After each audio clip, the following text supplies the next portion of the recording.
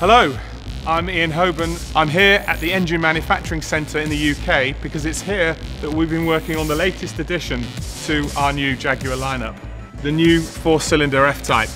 Already recognised as the most dynamic, performance-driven Jaguar, the F-Type has continued to evolve since its launch back in 2012, and it has won over 160 awards worldwide.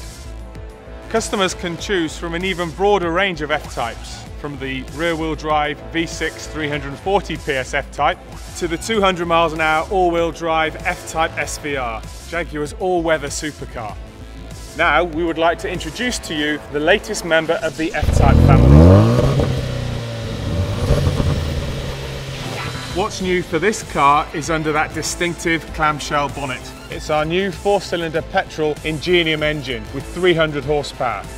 It delivers high performance with improved fuel efficiency and reduced emissions. This new car, of course, is a true Jaguar and a true F-Type, but at the same time it has its distinct character all of its own. This is the lightest F-Type ever, with most of the weight reduction being over the front axle. This provides even greater dynamic agility and steering response. It's also quick, with a 0 to 60 time of just 5.4 seconds.